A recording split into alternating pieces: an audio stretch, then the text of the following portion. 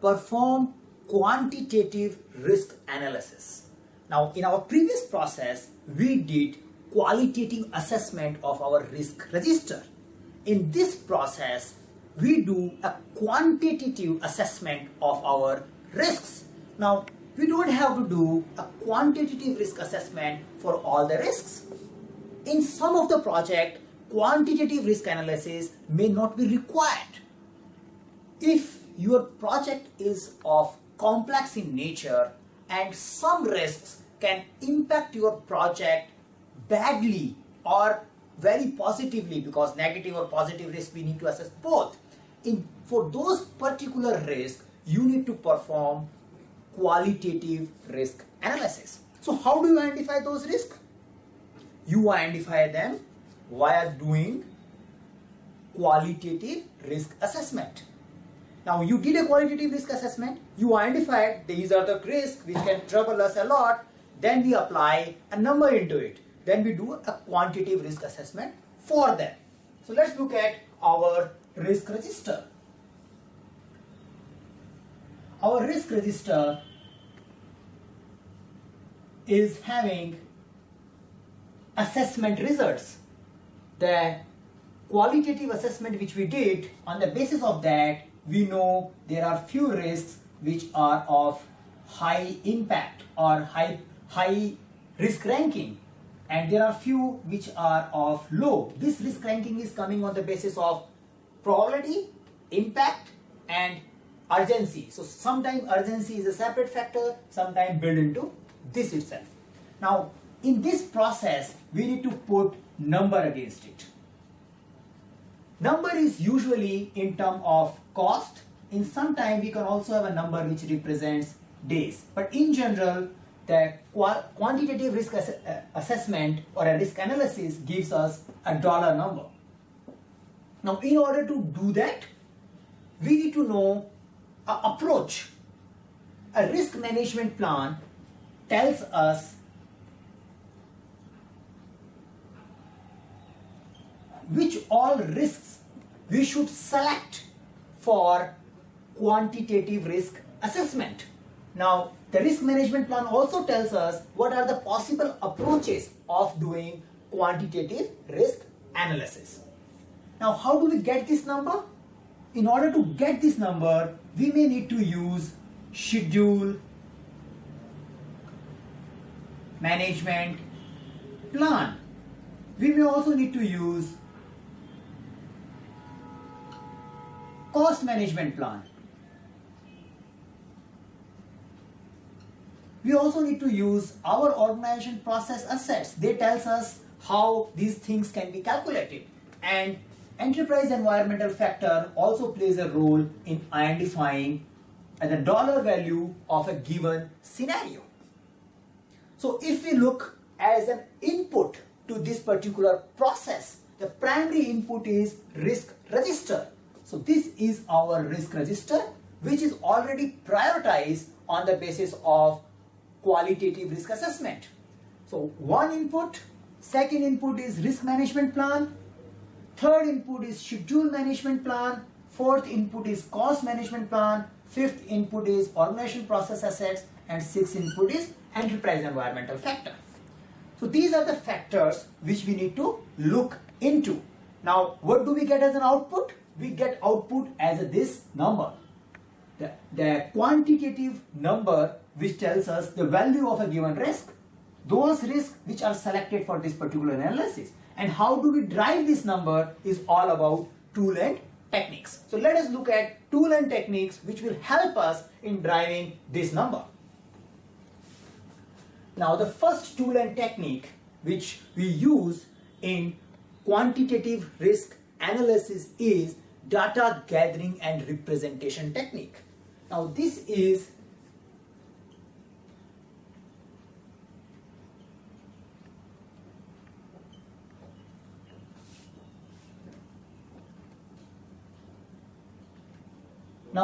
basically a technique where we collect the data. We can use sub techniques like interview. So we can take an interview of people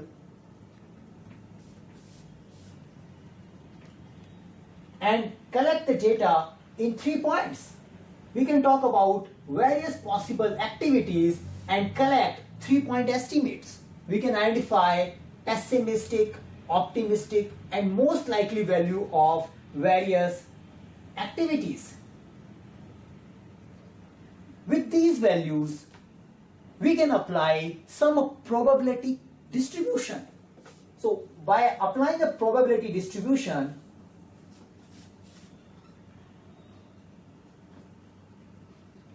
we get an impact value or a final value against these activities. Now we can use a beta distribution, which is like this, which gives us a formula like optimistic plus pessimistic plus 4 most likely divided by 6. It means this distribution thinks that majority of samples would be falling under most likely number. We can also use a triangular distribution, which does not assume any ranking or any weightage to all these 3 numbers, and it says that optimistic and pessimistic and most likely all should be summed and divided by 3. So what are we doing here is we are trying to calculate the impact or a cost of a given activity in a different ranges, a pessimistic, optimistic and most likely ranges, and by applying a distribution we are trying to identify a dollar value or a number for that particular activity or for that particular risk, because that number also gives us a risk impact because that activity is the one which is getting impacted by the risk. The second tool and technique which we can apply is quantitative risk assessment and modeling technique.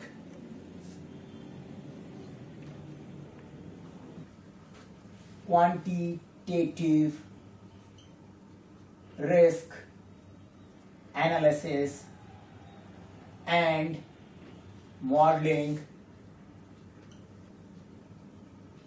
techniques. In this, we can use few techniques, like we can use a sensitivity analysis. Now, sensitivity analysis is a technique which helps us in identifying the sensitive variables. You can think like an outcome is a function of various variables. And these variables may get impacted because of a risk. The risk also becomes a variable. So how sensitive these variables are? If their value changes from a X dollar to a Y dollar, how does they impact the total project outcome?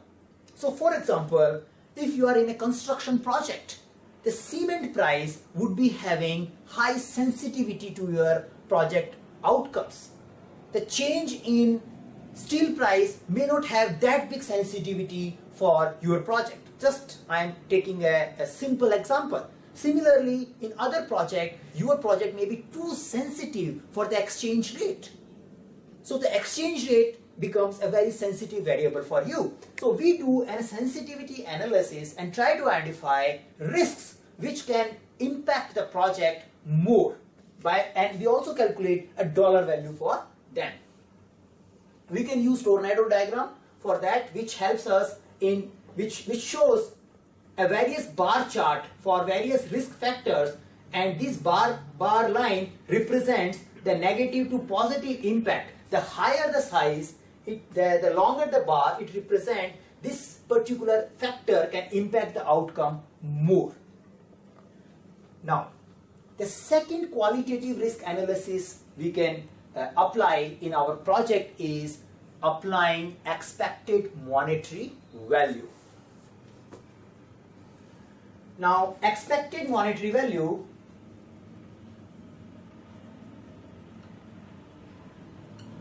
sometimes also known as EMV is something we calculate the EMV on the basis of impact and probability. So for example, if I have an impact of getting 2000 US dollar and the probability of this particular 2000 is say 0.5, I will say that the expected monetary value of this particular thing is 1000 US dollar. Because the impact is 2000, but since probability is less, we factor into expected monetary value. The situation may become a bigger or more complicated if you say that this option also has a probability of losing $1000. So you say that okay, let me plus it and say you may lose $1000 and probability of losing it is 0.25. And in that particular case, I also need to minus 250 US dollar from it. And I say that for this particular option, expected monetary value is 650 USD. Now, the expected monetary value can also be used along with the decision tree. In that, we may have a decision to be made, and then we talk about a decision node. And out of this decision node, we may take a decision X and decision Y. Then there could be a chance node which tells us that if we take decision X, that there is a probability of having a outcome 1, and then there is a probability of having outcome 2. And similarly, we may have probabilities here. And we can calculate expected monetary value by considering path 1 plus path 2 in the similar way. In a subsequent video, we will get in detail of this particular expected monetary value calculation. The third tool and technique which we can apply in quantitative risk analysis is modeling and simulations.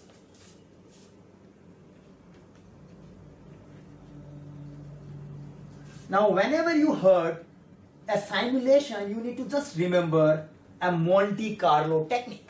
So what is Monte Carlo technique? Monte Carlo technique is something which gives you a set of random numbers and try to create some possible scenarios and distribute those scenarios against probability. So for example, you had 3-point estimate. You are saying that you may have activity 1, pessimistic number, optimistic number, and most likely number. If you apply a Monte Carlo technique on it, it can generate random numbers and tells us that how probable it is to finish the project in a given cost. So it may generate a graph like this where it will say that okay, it is the probability of finishing the project in 225 million is this much, or 75 million is this much, or say 100 million is this much. So this would be like 100%. We may have a 75% here, we may have a 50% here. So it will give a distribution of your project outcomes based on the uncertainty given in your project inputs like optimistic, pessimistic, and most likely data. Generates good amount of random numbers which are in range of that, and then calculate how probable it is to finish the project in a given amount of time. So they helps us in visualizing impact of various risks, and they also helps us in giving us a probability plus number that okay, how probable is this project will get finished in $75 million. This analysis will give us that number. So at the end, we need to update project documents and mainly the risk register. So the output of this complete analysis or this complete process is, as I said initially, we need to put a dollar number in the risk register, is an assessment or a quantitative assessment of a risk, which would be updating the risk register with number. We did good amount of analysis. We may want to record this analysis as a part of project documents. We may want to put a results which are coming from a probabilistic analysis,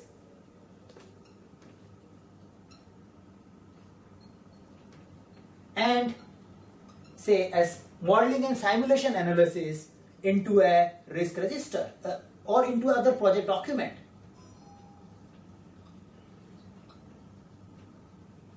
Now this all information cannot go into a risk register because risk register may be having only the summary information, but the detailed analysis which we did in order to drive that number may become part of project documents those project documents may have information which tells us that how we calculated a completion probability in a given number of cost while doing a quantitative risk analysis. So this is the second assessment process of our project risk management. This is not a mandatory process for all projects.